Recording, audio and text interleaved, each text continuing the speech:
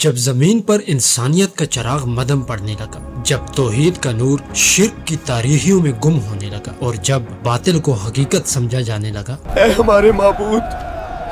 ہماری مشکل آسان کر دے، اور حق کی آواز یہ تمہیں نہ نفع دے سکتے ہیں نہ نقصان، صرف اللہ کی عبادت کرو، لوگوں کو دیوانگی محسوس ہونے لگی، تب تاریخ کے ایک ایسے باب کا آغاز ہوا جس نے صرف ایک قوم کا نہیں بلکہ پوری انسانی تاریخ کا رخ ہمیشہ کے لیے بدل دیا۔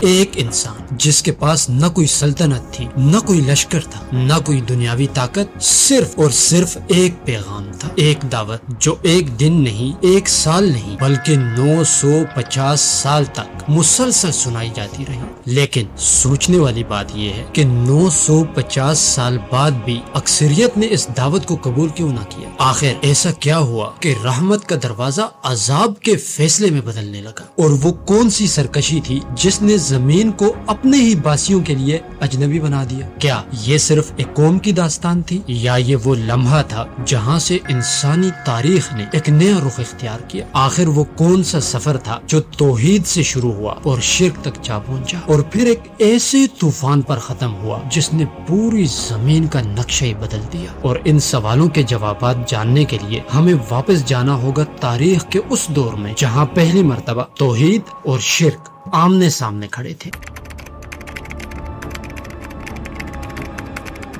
ناظرین محترم، اگر حضرت نوح علیہ السلام کی داستان کو سمجھنا ہے تو سب سے پہلے ہمیں اس دنیا کو سمجھنا ہوگا جہاں حضرت نوح علیہ السلام کو مبعوث فرمایا گیا، کیونکہ کوئی بھی نبی ایسے ہی نہیں بھیجا جاتا۔ ہر نبی اپنے زمانے کے سب سے بڑے فتنے کے مقابلے کے لیے آتا ہے، اور حضرت نوح علیہ السلام کے زمانے کا سب سے بڑا فتنہ شرک تھا۔ لیکن یہ شرک اچانک پیدا نہیں ہوا تھا، اس کے پیچھے ایک طویل تاریخی سفر تھا، ایک ایسا سفر جو حضرت آدم علیہ السلام سے شروع ہوا۔ اور آپ سب کو معلوم ہے حضرت آدم علیہ السلام اللہ رب العزت کے پہلے نبی تھے، اور انہوں نے اپنی اولاد کو صرف ایک اللہ کی عبادت کی تعلیم دی۔ نسلیں گزرتی رہی اور ایک طویل عرصے تک نسلیں اسی توحید پر قائم رہی۔ صحیح ابن حبان کی حدیث نمبر 6190 میں رسول اللہ صلی اللہ علیہ وسلم ارشاد فرماتے ہیں، کان بین آدم و نوح 10 قرون کلہم علی الاسلام، کہ حضرت آدم علیہ السلام اور حضرت نوح علیہ السلام کے درمیان 10 قرون کا فاصلہ تھا، اور وہ سب کے سب اسلام یعنی توحید پر قائم تھے۔ لیکن یہاں ایک اہم سوال پیدا ہوتا ہے کہ آخر قرن سے مراد کیا ہے؟ بعض علماء کرام تو قرن سے مراد 1 صدی لیتے ہیں، اور اگر ہم اسی حساب سے اگر اندازہ لگائیں تو پھر حضرت نوح علیہ السلام اور حضرت آدم علیہ السلام کے درمیان تقریباً 1000 سال کا فاصلہ بنتا ہے، جبکہ بعض علماء کرام قرن کا معنی ایک نسل بیان کرتے ہیں۔ تو اسی لیے اس مدت کو ہم بالکل فائنل ڈکلیئر تو نہیں کر سکتے، لیکن ہاں یہ کہہ سکتے ہیں کہ اس مدت میں اختلاف پایا جاتا ہے۔ البتہ ایک حقیقت ایسی ہے جس پر تقریباً تمام روایات متفق ہیں، اور وہ یہ ہے کہ اس پورے ابتدائی دور میں پوری کی پوری انسانیت توحید پر قائم تھی۔ تو پھر آخر ایسا کیا ہوا کہ وہی انسان جو صرف ایک اللہ کو سجدہ کرتا تھا، وقت گزرنے کے ساتھ ساتھ اپنے ہی ہاتھوں کے بنائے ہوئے بتوں کی پوجا کرنے لگ گیا؟ یہ سوال حضرت نوح علیہ السلام کی کہانی کا نہیں بلکہ پوری انسانی تاریخ کا ایک فکری سوال ہے۔ تو اس کا جواب ایک جنگ میں نہیں، ایک سلطنت میں نہیں بلکہ انسانی نفسیات کے اندر چھپا ہوا ہے، اور شیطان ملعون نے اسی انسانی نفسیات کو اپنا ہتھیار بنا لیا۔ روایات بتاتی ہیں کہ اس زمانے میں کچھ نیک اور صالح لوگ اپنی عبادات، اپنے تقوی اور اپنے کردار کی وجہ سے لوگوں میں ایک غیر معمولی عزت رکھتے تھے، لیکن جب وہ دنیا سے رخصت ہوئے تو شیطان نے، کیونکہ انسان شیطان کے بہکاوے میں آ جاتا ہے، تو شیطان نے لوگوں کے ذہنوں میں ایک ایسا خیال ڈالا جو بظاہر تو بڑا معصوم دکھائی دیتا تھا۔ شیطان نے کہا کہ ان نیک لوگوں کی یادیں زندہ رکھنے کے لیے ان کے کوئی مجسمے بنا لو یا تصاویر بنا لو، تاکہ انہیں دیکھ کر تمہیں بھی عبادت کا شوق پیدا ہو۔ اگر تم ان کی تصویریں بنا لو تو ان کی یاد ہمیشہ تازہ رہے گی۔ ابتدا میں تو خیر ان مجسموں کی کسی نے عبادت نہیں کی، وہ صرف ایک یادگار یا ایک علامت کے طور پہ بنائے گئے تھے، لیکن وقت گزرتا گیا، نسلیں بدلتی گئی، اور اصل مقصد آہستہ آہستہ لوگوں کے ذہنوں سے اترتا چلا گیا۔ وہی تصاویر اور وہی مجسمے جو کل یادگار تھے آج وہی احترام بن گئے، اور جو احترام تھا وہی عقیدت بن گیا، اور جو عقیدت تھی وہ عبادت میں بدل گئی۔ اے ہمارے معبود ہماری مشکل آسان کر دے۔ اور یہیں سے انسانی تاریخ میں پہلی مرتبہ شرک نے ایک منظم شکل اختیار کی، جیسا کہ سورہ نوح کی آیت نمبر 23 میں اللہ رب العزت ارشاد فرماتے ہیں، اور انہوں نے کہا کہ اپنے معبودوں کو ہرگز مت چھوڑنا، اور نہ ہی ود کو، نہ سوا کو، نہ یعوز کو، نہ یعوق کو، اور نہ نصر کو چھوڑنا۔ ناظرین، یہ صرف 5 نام نہیں تھے، بلکہ یہ انسانی تاریخ کے پہلے معروف بت تھے جن کے گرد ایک پوری قوم کا عقیدہ تشکیل پا چکا تھا، اور یہیں سے توحید اور شرک کے درمیان وہ کشمکش شروع ہوئی جو صدیوں تک انسانی تاریخ کا رخ متعین کرتی رہی۔ لیکن جب گمراہی چند افراد نہیں بلکہ پورے معاشرے کا عقیدہ بن جائے تو پھر اللہ رب العزت اپنی رحمت سے ہدایت کا دروازہ کھولتے۔ اللہ رب العزت کبھی اپنے بندوں کو ان کے حال پر نہیں چھوڑتے، بلکہ انہی میں سے ایک ایسے انسان کو منتخب کرتے ہیں جو انہیں دوبارہ اپنے رب کی طرف بلائے۔ اور انسانی تاریخ میں اب وہ لمحہ آ چکا تھا، ایک ایسے نبی کی بعثت کا لمحہ جن کی دعوت صبر اور استقامت قیامت تک ہر دائی کے لیے مثال بننے والی تھی۔ اور یہاں سے شروع ہوتا ہے حضرت نوح علیہ السلام کی بعثت کا سفر۔ ناظرین محترم، جب لوگ اپنے آباء و اجداد کی روایات کو اللہ رب العزت کے احکامات پر ترجیح دینے لگی اور توحید کی آواز معاشرے میں اجنبی محسوس ہونے لگے اور شرک عام ہونے لگا، تب اللہ رب العزت نے ایک ایسے انسان کو مبعوث فرمایا جن کا نام قیامت تک صبر، استقامت اور دعوت حق کی علامت بننے والا تھا، جن کو دنیا آج بھی اور قیامت تک حضرت نوح علیہ السلام کے نام سے یاد رکھے گی۔ جیسے کہ میں نے پہلے ذکر کیا، تاریخ بتاتی ہے کہ حضرت نوح علیہ السلام حضرت آدم علیہ السلام کی 10ویں پشت میں پیدا ہوئے۔ اگر ہم بات کریں حضرت نوح علیہ السلام کے شجر نسب کے بارے میں تو علامہ ابن کثیر رحمہ اللہ البدایہ والنہایہ میں حضرت نوح علیہ السلام کا شجر نسب کچھ یوں نقل کرتے ہیں کہ نوح بن لامک بن متشالح بن اخنوخ، اور اخنوخ وہی جلیل القدر نبی ہیں جنہیں آج دنیا حضرت ادریس علیہ السلام کے نام سے جانتی ہے۔ اور اسی طرح امام طبری نے تاریخ الرسل والملوک میں حضرت نوح علیہ السلام کا شجر نسب حضرت آدم علیہ السلام تک تفصیل سے بیان کیا ہے۔ اور اگر بات کریں ہم حضرت نوح علیہ السلام کی بعثت کی تو حضرت نوح علیہ السلام کی بعثت کنعان کے علاقے میں ہوئی، جو کہ قدیم میسوپوٹیمیا کی تہذیب کا حصہ تھا، اور اس کے آثار اگر آج ہم تلاش کرنے کی کوشش کریں تو عراق اور شام کے درمیان کے حصوں میں منسوب کیے جاتے ہیں۔ لیکن ایک بات میں واضح کروں کہ حضرت نوح علیہ السلام کی عظمت ان کے نسب میں نہیں تھی، بلکہ ان کی عظمت اس ذمہ داری میں تھی جو اللہ رب العزت نے انہیں عطا کی تھی۔ جیسا کہ سورہ نوح کی آیت نمبر 1 میں اللہ رب العزت ارشاد فرماتے ہیں کہ بے شک ہم نے نوح کو ان کی قوم کی طرف بھیجا کہ اپنی قوم کو خبردار کر دو اس سے پہلے کہ ان پر ایک دردناک عذاب آ جائے۔ اور یہ صرف ایک نبوت کا اعلان نہیں تھا، بلکہ یہ انسانی تاریخ کی سب سے طویل دعوت کا آغاز تھا، ایک ایسا سفر جس میں نہ کوئی سلطنت ساتھ تھی اور نہ کوئی بہت بڑا لشکر، نہ کوئی دنیاوی طاقت، بلکہ ایک طرف ایک تنہا انسان اور اس کے سامنے مشرکین کی پوری قوم کھڑی تھی۔ لیکن یہاں پر ایک سوال پیدا ہوتا ہے کہ آخر وہ پیغام کیا تھا، وہ دعوت کون سی دعوت تھی جس کے لیے حضرت نوح علیہ السلام نے اپنی زندگی کے 10 نہیں، 50 نہیں، 100 نہیں، بلکہ 950 سال وقف کر دیے۔ ناظرین محترم، جیسے کہ میں نے آپ کو پہلے ذکر کیا کہ حضرت نوح علیہ السلام کی بعثت صرف ایک نبی کی بعثت نہیں تھی، بلکہ ایک ایسی دعوت کا آغاز تھا جو چند دن نہیں، چند برس نہیں، بلکہ ایک عرصہ دراز یعنی کہ 950 سال تک جاری رہی۔ جیسا کہ سورہ عنکبوت کی آیت نمبر 14 میں اللہ رب العزت ارشاد فرماتے ہیں، اور بے شک ہم نے نوح علیہ السلام کو ان کی قوم کی طرف بھیجا اور وہ ان میں 1000 سے 50 سال کم یعنی کہ 950 سال تک رہے۔ اور یہ 950 سال صرف ایک مدت نہیں تھی، بلکہ یہ صبر، استقامت اور اللہ رب العزت کی ذات عالیہ پر کامل بھروسے کی ایک مثال تھی جس کی نظیر انسانی تاریخ میں بہت کم ملتی ہے۔ حضرت نوح علیہ السلام نے دعوت کا ہر ممکن طریقہ اختیار کیا، کبھی تو تنہائی میں اور کبھی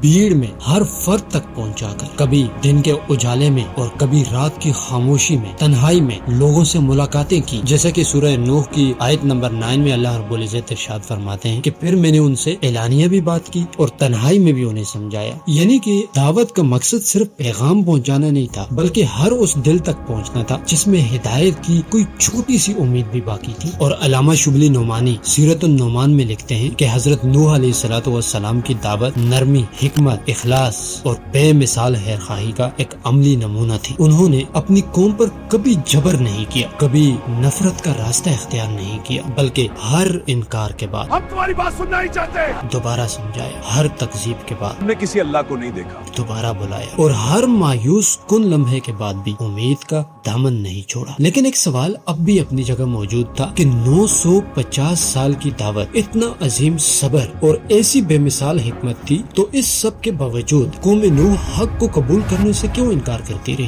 ناظرین، 950 سال کی دعوت، مطلب کہ اگر ہم دور حاضر کے ایج فیکٹر کو کیلکولیٹ کریں تو دور حاضر کی 10 سے 11 نسلیں بنتی ہیں۔ تو اتنی طویل دعوت کے بعد یہ توقع کی جا سکتی تھی کہ شاید دل بدل جائیں گے، لوگ حق کو پہچان جائیں گے اور حضرت نوح علیہ السلام کی آواز پر لبیک کہیں گے۔ لیکن قوم نوح کا فیصلہ اس کے بالکل برعکس تھا۔ جتنا حضرت نوح علیہ السلام ان کو اپنے رب کی طرف بلاتے گئے، اتنا ہی وہ حق سے دور جاتے رہے، جیسا کہ سورہ نوح کی آیت نمبر 7 میں اللہ رب العزت ارشاد فرماتے ہیں، اور جب بھی میں نے انہیں بلایا تاکہ تو انہیں بخش دے، وہ اپنی انگلیاں اپنے کانوں میں ڈال دیتے اور اپنے کپڑے اپنے اوپر لپیٹ لیتے۔ نہ تو وہ سننا چاہتے تھے اور نہ ہی وہ سمجھنا چاہتے تھے۔ لیکن قوم کی سرکشی صرف یہی تک محدود نہیں رہی، انہوں نے اللہ کے نبی کا یعنی کہ حضرت نوح علیہ السلام کا مذاق اڑایا، ان پر الزامات لگائے اور اللہ کے نبی کو ہی گمراہ قرار دیا، جیسا کہ سورہ اعراف کی آیت نمبر 60 میں اللہ رب العزت ارشاد فرماتے ہیں کہ ان کے قوم کے سرداروں نے کہا کہ ہم تو تمہیں کھلی گمراہی میں دیکھتے ہیں۔ نوح تم واقعی پاگل ہو گئے ہو۔ یہ تاریخ کا ایک عجیب منظر تھا کہ جو شخص انہیں اللہ رب العزت کی طرف بلا رہا تھا اسی کو گمراہ کہا جا رہا تھا، اور جو عقل کے اندھے خود شرک میں ڈوب چکے تھے وہ خود کو عقل مند سمجھتے تھے اور اپنے آپ کو ہدایت یافتہ سمجھتے تھے۔ ہم ان بزرگوں کی تعظیم کرتے ہیں، اس میں کیا برائی ہے؟ یہی تو ہمارے درمیان برکت کا ذریعہ ہے۔ لیکن یہاں پر ایک اور بات میں واضح کرتا چلوں کہ ہر دور میں حق کا سب سے بڑا مخالف جہالت نہیں ہوتی، بلکہ کہیں نہ کہیں مفادات بھی ہوتے ہیں، اور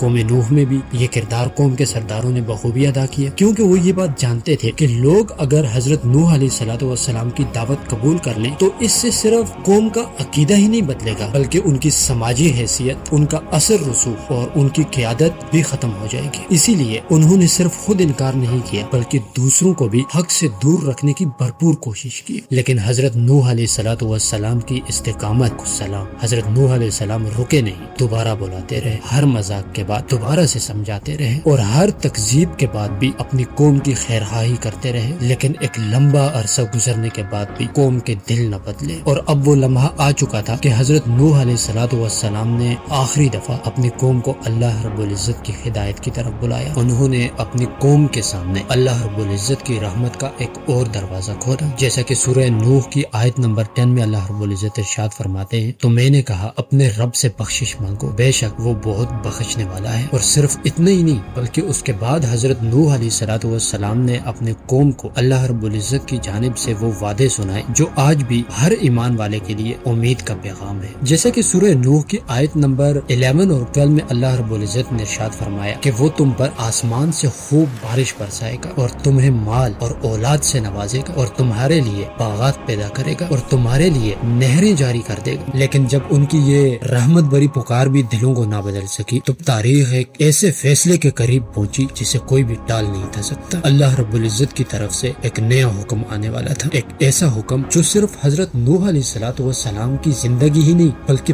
پوری انسانی تاریخ کو بدلنے والا تھا۔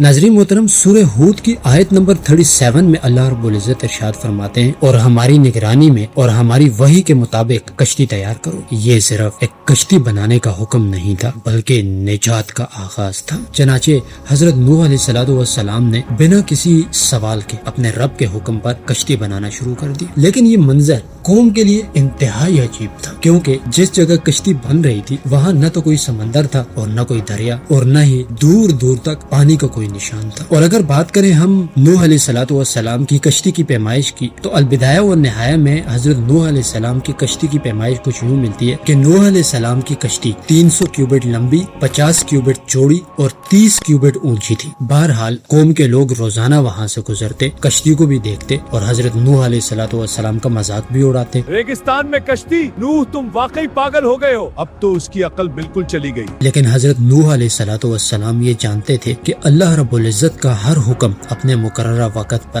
حقیقت بن کر سامنے آتا ہے۔ لیکن جو لوگ آج ہنس رہے تھے انہیں شاید یہ معلوم نہیں تھا کہ زمین کا منظر بہت جلد ہمیشہ کے لیے تبدیل ہونے والا ہے، اور وہ کشتی جسے وہ آج تمسخر کا نشانہ بنا رہے ہیں چند ہی دنوں بعد زمین پر نجات کی ایک واحد امید بننے والی ہے۔ لیکن اصل لمحہ ابھی آنا باقی تھا۔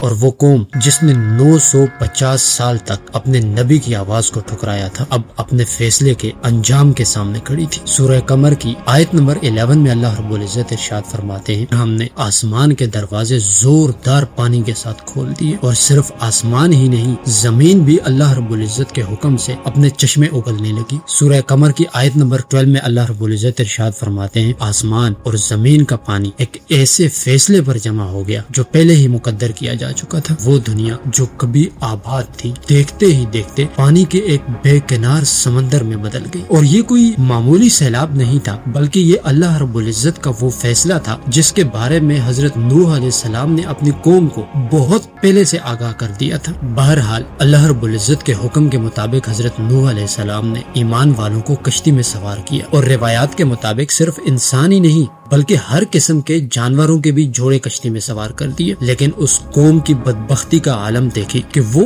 آخری لمحے تک اپنی غفلت سے باہر نہ آ سکی۔ جب پانی کی سطح اوپر جانے لگی تو آہستہ آہستہ انکار کی ہر آواز خاموشی اختیار کرنے لگ گئی۔ وہ قوم جو کبھی اپنی طاقت، اپنی تعداد اور اپنے سرداروں پر فخر کیا کرتی تھی چند لمحوں میں تاریخ کا حصہ بن گئی۔ اور یہ طوفان صرف ایک قوم کے خاتمے کی داستان نہیں تھا، یہ انسانی تاریخ کی ایک نئی ابتدا تھا۔ لیکن یہاں پر ایک سوال آپ کے ذہن میں ضرور گونج رہا ہوگا کہ نوح علیہ الصلوۃ والسلام کی کشتی کہاں جا کر رکی؟ قرآن مجید، تاریخی روایات اور جدید سائنسی تحقیقات اس بارے میں کیا کہتی ہیں؟ ناظرین، طوفان اپنا فیصلہ سنا چکا تھا، سرکشی پانی میں اپنا دم توڑ چکی تھی اور پانی آہستہ آہستہ اتر رہا تھا اور زمین ایک نئی ابتدا کے لیے تیار ہو رہی تھی۔ لیکن صدیوں سے ایک سوال مورخین، محققین اور ماہرین آثار قدیمہ کے درمیان زیر بحث ہے کہ کہاں پر حضرت نوح علیہ السلام کی کشتی نے جا کر اسٹے کیا۔ اور اگر ہم قرآن مجید سے حضرت نوح علیہ السلام کی کشتی کا سراغ نکالیں تو سورہ ہود کی آیت نمبر 44 میں اللہ رب العزت ارشاد فرماتے ہیں، پھر پانی اتر گیا، فیصلہ پورا کر دیا گیا اور کشتی جودی پہاڑ پر جا کر رکی۔ یہاں پر تو قرآن مجید واضح طور پر جودی پہاڑ کا ذکر کرتا ہے، لیکن یہ جودی پہاڑ آج کہاں واقع ہے؟ اور یہی سوال صدیوں سے ہسٹورینز، جیوگرافرز اور ریسرچرز کی توجہ کا مرکز رہا ہے، اور بعض مورخین جودی پہاڑ کو موجودہ جنوب مشرقی ترکی کے علاقے سے منسوب کرتے ہیں، جبکہ کچھ تاریخی روایات اسے ارارات کے پہاڑی سلسلے سے جوڑتی ہیں۔ لیکن جدید دور میں ایک اور مقام اس بحث کا مرکز بنا ہوا ہے، دور پینار سائٹس۔ 1959 میں ترک فضائی سروے کے دوران ایک ایسی زمینی ساخت دریافت ہوئی جس کی شکل دور سے دیکھنے پر ایک بہت بڑی کشتی کے مشابہ نظر آتی تھی، اور اس کے بعد متعدد تحقیقاتی ٹیموں نے اس جگہ کا جائزہ بھی لیا۔ لیکن ایک بات واضح ہے کہ سائنسی دنیا میں اس پر کوئی اتفاق رائے موجود نہیں ہے، اسی لیے کئی ماہرین اس ساخت کو نیچرل جیولوجیکل فارمیشن قرار دیتے ہیں۔ تو ناظرین، اس تمام ریسرچ کے بعد بھی آج کے انسان کو صرف اتنا پتہ چلا ہے کہ کشتی جودی پہاڑ پر رکی، اور قرآن مجید اس عظیم واقعے کے بعد ایک ایسی حقیقت بیان کرتا ہے جس نے انسانی تاریخ کی نئی ابتدا کی بنیاد واضح کر دی۔ سورہ صافات کی آیت نمبر 77 میں اللہ رب العزت ارشاد فرماتے ہیں، اور ہم نے انہی کی اولاد کو باقی رہنے والا بنایا۔ اور اسی وجہ سے بہت سارے مورخین حضرت نوح علیہ الصلوۃ والسلام کو آدم ثانی یعنی کہ انسانیت کا دوسرا باپ کنسیڈر کرتے ہیں۔ اسلامک ہسٹری بتاتی ہے کہ طوفان نوح کے بعد انسانی آبادی حضرت نوح علیہ السلام کے تینوں بیٹوں سام، حام اور یافس سے آگے چلی اور مختلف اقوام کی تقسیم اور ان کی جغرافیائی نسبتوں کے بارے میں اگرچہ مورخین کی مختلف آراء پائی جاتی ہیں، لیکن اس بات پر اہل تاریخ کا مکمل اتفاق ہے کہ طوفان نوح کے بعد انسانی تہذیب نے ایک نئے دور میں قدم رکھا۔ ناظرین، حضرت نوح علیہ السلام کی داستان صرف ماضی کا ایک تاریخی واقعہ نہیں بلکہ ہر دور اور ہر انسان کے لیے، آپ کے لیے، میرے لیے ایک زندہ پیغام ہے کہ جب حق کمزور دکھائی دینے لگے، جب باطل اکثریت کی آواز بن جائے اور جب لوگ اللہ تعالیٰ کے احکامات کے مقابلے میں اپنی خواہشات کو ترجیح دینے لگے، تب ایک مومن کی کامیابی لوگوں کی تعداد سے نہیں بلکہ اپنے رب کے سامنے اپنی ثابت قدمی، اطاعت اور وفاداری سے ناپی جاتی ہے۔ اور یہی شاید حضرت نوح علیہ السلام کی پوری زندگی کا سب سے بڑا سبق بھی ہے۔